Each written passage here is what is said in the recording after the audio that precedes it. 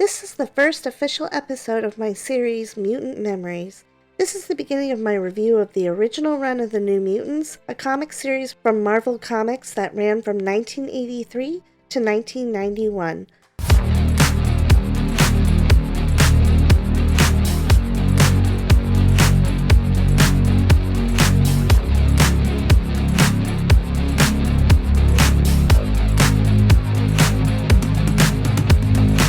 This comic focused on the junior members of Professor Xavier's school, a group of teen mutants called the New Mutants.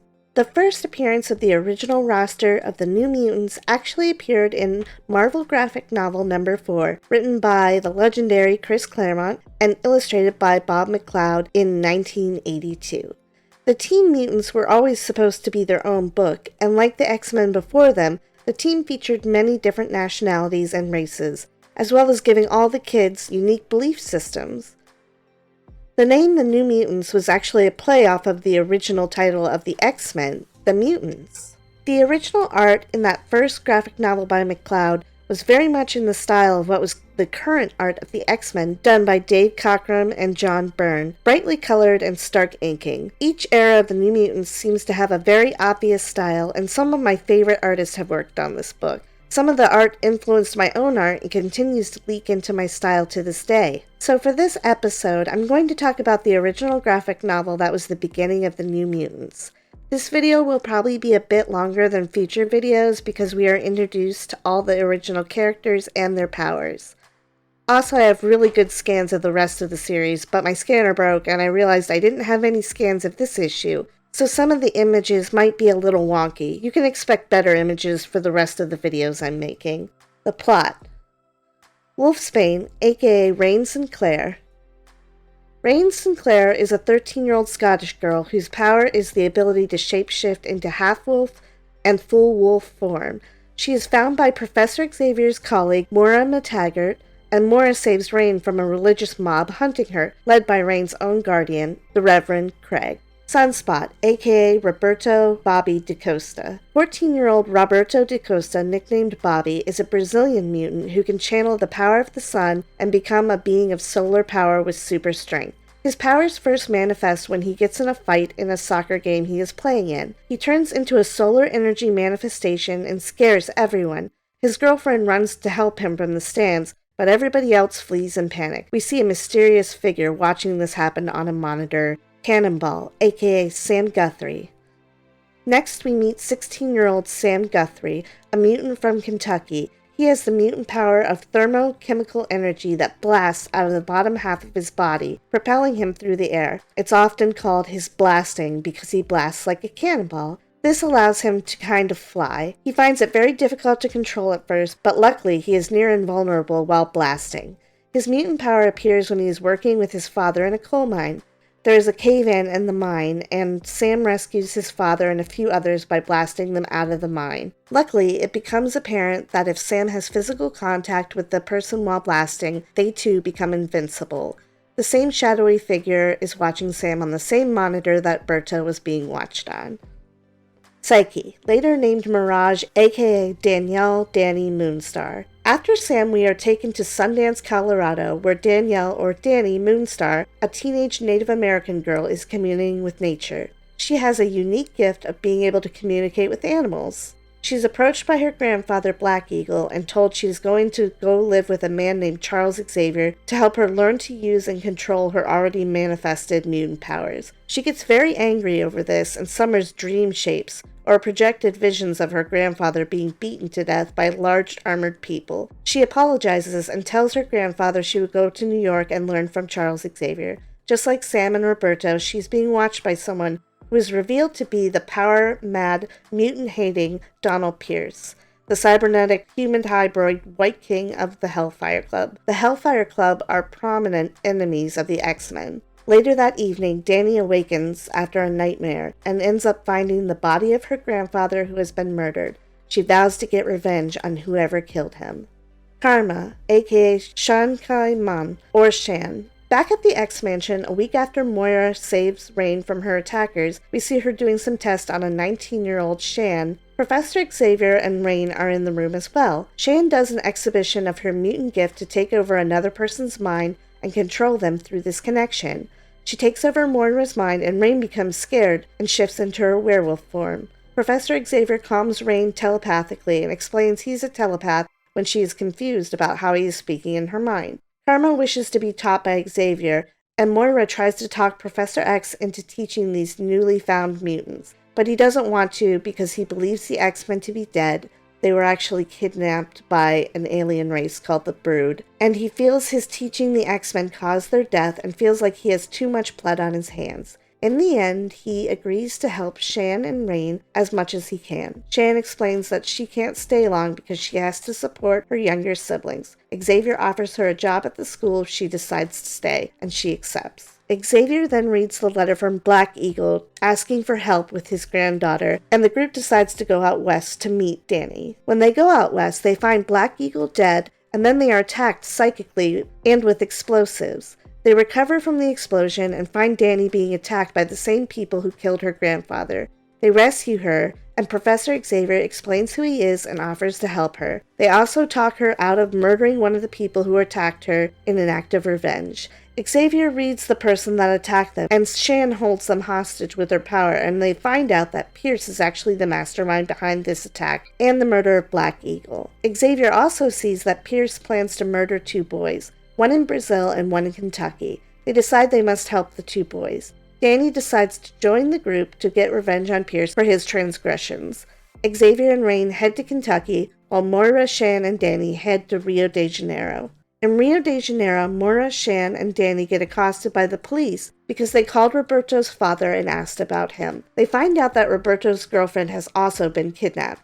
Shan and Danny escape using their powers, and Moira is taken away but not before telling the 2 girls to go find Roberto because he's in danger. Using a watch that contains Cerebro that Shan was given, they are able to track down Roberto to a slum building where his girlfriend is being held. Roberto has come to rescue her. Roberto tells the people who are holding his girlfriend that he has fulfilled his half of the deal and to let his girlfriend go. One of the same goons that we now know works for Pierce hits him and tells Roberto they are going to kill both him and his girlfriend. Roberto tries to protect her by using his powers, but his powers stop working correctly and he doesn't know why. Shan and Danny run in and try and help, and begin to try to rescue Roberto and his girlfriend Juliana. During the struggle, Juliana is tragically killed by jumping in front of a bullet to save the now powerless Roberto. Danny uses her power to create visions of the assailants' greatest fears for them while Shan possesses them. The struggle is won by Shan and Danny in the end, but they both feel afraid of how terrifying their new mutant gifts truly are. In his grief over his girlfriend, Roberto tells them that the people they terrorized with their psychic gifts deserved it because they killed Juliana. Meanwhile, Rain and Professor Xavier are driving a Jeep down the road in Kentucky when the Jeep is knocked over by a powerful blast. We see that Sam has blasted into the side of the Jeep and is now wearing the uniform of Pierce's soldiers. Rain escapes the fiery crash by shifting into a wolf and running off at Professor X's instructions.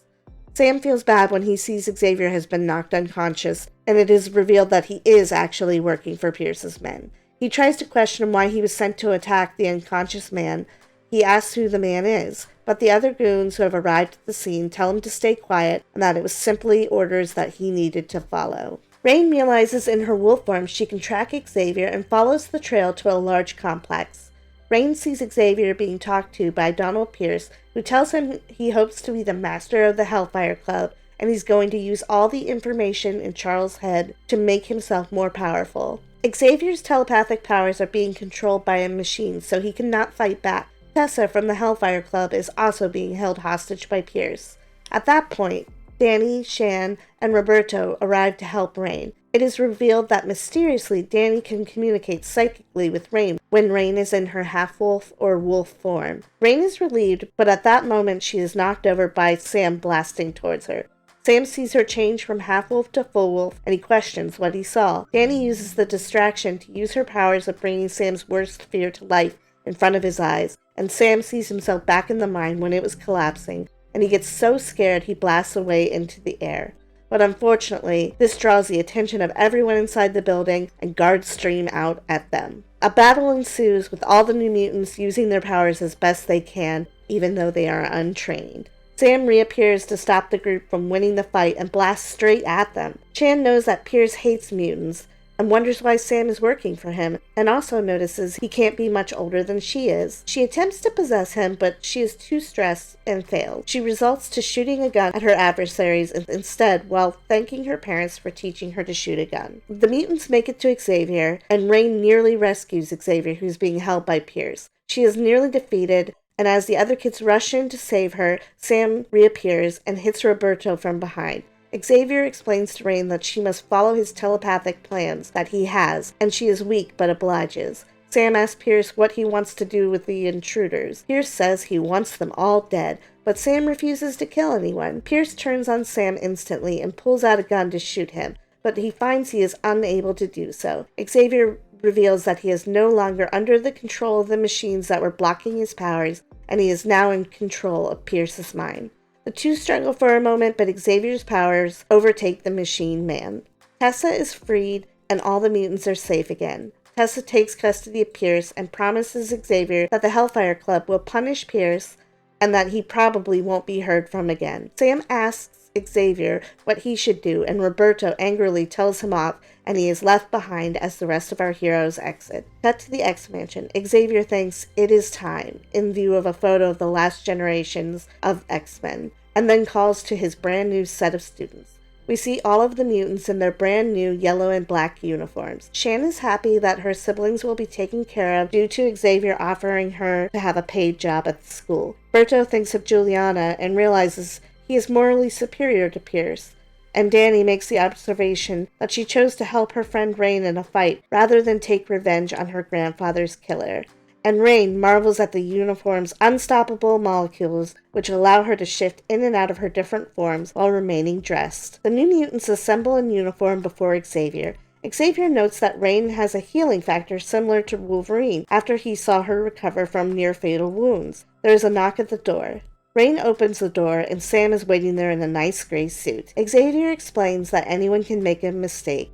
Roberto is skeptical, but Xavier explained that he invited Sam to come to the mansion, and he had been tricked into believing that Pierce was the good guy, and they were the evil ones. The mutants gather around Sam in a friendly way, and Roberto begrudgingly decides to give Sam a chance.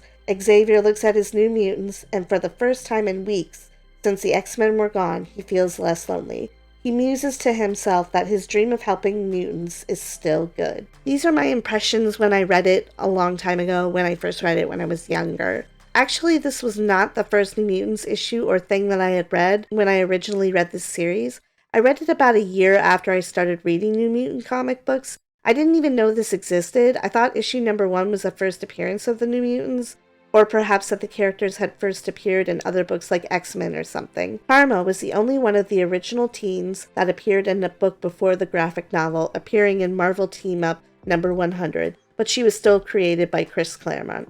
I liked this when I first read it because I didn't know that Sam had actually been a villain for a moment. I had read before Juliana is mentioned, but not specifically what happened to her. I also didn't know why Rain called Moira mother, and in this issue I found out that Moira rescued her from her abusive, ultra-religious father for all purposes, Reverend Craig. I liked the way they drew Rain's buzzed hair. I felt like this story felt a little rushed, but overall I enjoyed it. It isn't my favorite issue, but it was nice to see more of Shan. She always seems to be mostly passed over, except in a few stories. I also liked the explanation that Danny could communicate with animals, and that might be the reason that she and Rain had such a good mental connection. Or maybe they are just soul connected? This being the first appearance of the New Mutants as a team, it's not really one that stands out to me in my memory. These are my impressions and thoughts upon rereading. I still think this is not the most interesting issue of New Mutants, but I get why it's written the way it's written. The New Mutants were created because Marvel Editor-in-Chief Jim Shooter saw the success of X-Men and wanted another X book. From what I've read, no one really wanted to make this book, but they were kind of forced into it. The first issue and the first issues after this are thematically different than the later issues. I think New Mutants was written in the style of Uncanny X-Men in the early issues, and it works okay, but the later issues where the series had found its unique voice will always be better in my eyes. The comics are still very charming in this, even though it's just introducing the characters. I really like that the characters were from such diverse backgrounds. Some of the portrayals of different races and nationalities are pretty dated and even stereotypical by now, but I don't think it's bad, and I don't think it takes away from the story too much. It's kind of fun feeling like you're traveling to a past world or a past time. I really love Dani's character, even though in these early issues I think she has some kind of stereotype, cliched, I wouldn't say problematic, but just maybe not the best. Just a lot of stereotyped behavior and language. When I thought back to the series, I was worried that when I reread it, it might toe the line of being really problematic, but I think so far it isn't that bad. I would be interested if you have read this series recently. Please talk to me in the comments. Do you think the portrayal of the different cultures or races is problematic at all? Do you think it adds or takes away from the story? One thing I like about this issue is that Dani tells Professor Xavier she wants to honor her family by wearing her own belt. This comic reeks of the 80s, and I'm really enjoying the ambiance. I often used to wish I had been a teenager in the 80s. It seemed like such an idyllic time in many ways. This series feels like a comfortable dream, even though there is fighting and things that are not perfect in them. I remember really loving 80s teen movies when I was younger too, and of course 80s music, especially industrial, post-punk, and new wave is also amazing. I always felt very fond towards Gen X teen culture, even though I didn't experience it personally. So I definitely felt cozy and nostalgic when I read this. Even though I think the plot is kind of generic and plain, and it lacks the creativity of later issues, in my humble opinion, there's something special about this issue, and I'm really excited to keep reading. I think I'm going to try and rate each issue I read on a scale of 1 to 10. My rating for this issue would probably be a 7 out of 10. I rated it 7 because even though it's not my favorite, this is a really important issue that introduces us to the original roster of the New Mutants. Thank you for watching my video. Please like and subscribe for more content like this, and let me know your thoughts in the comments. I really want to hear from other fans and people reading this for the first time, or rereading it, or even just people who remember reading it. Do you like this issue? If you are an established fan, how did you find out about the New Mutants? And even if you just want to talk about a good memory you have about your comic book collecting experience, sound off. I'm very interested in other people's comic experiences. Have a great day or night. See you next issue. Ashley out!